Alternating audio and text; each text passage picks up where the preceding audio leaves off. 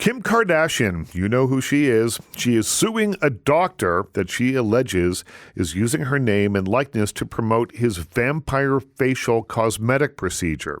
Now, the lawsuit, which we are not going to talk about, is interesting to a certain extent. I mean, this person did this vampire facial in 2013 on Kim Kardashian and is now using her likeness to promote his business. And if you go to his LinkedIn page, her photograph is actually bigger than his photograph. So she's not happy about it.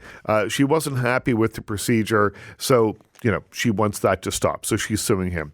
So we found this article and I'm reading about it. I'm thinking, we could talk about the lawsuit. We could talk about whatever it is. But then I thought, you know what?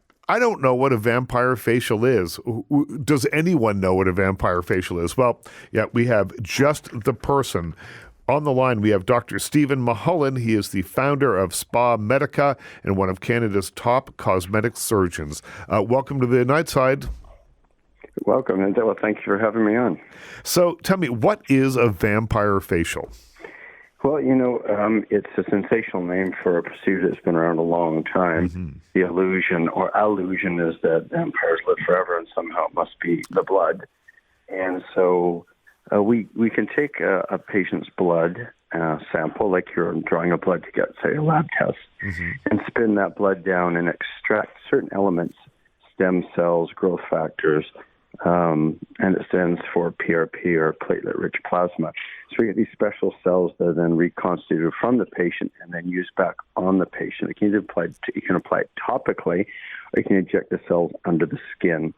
And in the presence of some inflammation that we create with devices like little microneedling or some sort of laser, these growth factors get amplified, and you can create a significant amount of collagen, which is, of course, the element we lose as we age.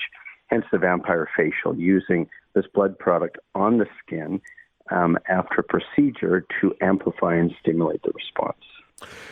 Now, there have been some problems with them, and I'm sure that this is probably fairly rare, but there was a clinic in New Mexico where 2 people contracted the HIV virus after undergoing a vampire facial. And I wonder, I'm not sure how that's possible because you're using your own blood, right? That's correct. And I believe it was in New Mexico, which is a state that has state regulations just like our provinces do. But if it's an unscrupulous center and they don't sterilize, let's say, the needles mm-hmm. or the materials that you're drawing the blood from, it wouldn't be the procedure so much as the contaminated needles used to draw the blood that could have had the HIV virus on it. It's no different than going into a tattoo parlor and they don't use a clean needle. Right. You can contract hepatitis C or HIV. So the procedure itself is very safe when you use sterile, one-time use needles to draw the blood, as you would expect any lab to do. And so it's unfortunate that it was associated with the procedure because you could get that by going into the wrong tattoo parlor as well. Mm-hmm. And this is a successful procedure. I mean, the name, the lawsuit, it struck me as being kind of, as you said earlier, a little bit sensational. But this does actually work? This will rejuvenate you? Yeah, it does work very well. And there's good studies that show that if you create an injury, one of our lasers or some device that creates an injury in the skin, and we do that injury to create collagen and rejuvenate wrinkles and acne scars and irregular texture.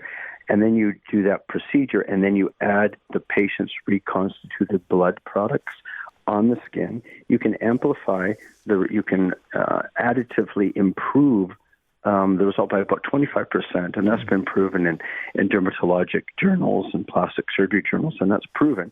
It's been given the sensational name of vampire lift because of the association with blood.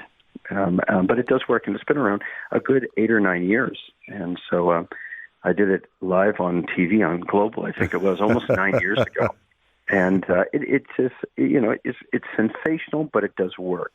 The real issue with this is that you've got a physician that actually didn't do the procedure on Miss Kardashian, mm-hmm. but she's famously have known to done it with a local Hollywood and Los Angeles physician, and then he is using her image as if she was his patient, or she is authorized the procedure through his clinic. And as physicians, we've got to be very careful about getting consent from patients for any images that we might use, consent for patients if we're going to do videotapes or before and afters, or it violates their privacy. And so in Ontario, we've had some sensational cases recently where physicians have not got the patient's consent to do Instagram videos, and that's a gross violation of our federally enshrined patient privacy laws. So there's really a number of interesting issues here. One, be careful which clinic you go to, because you may get a contaminated needle that isn't fresh, and you can get any manner of diseases from hepatitis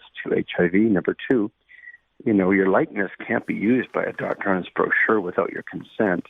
And number three, the vampire facial actually works. It's been around 8 or 9 years. It's very safe. It's using your own blood and the growth as stimulants and cells to make your own skin double down and make new collagen as you get old and wrinkly.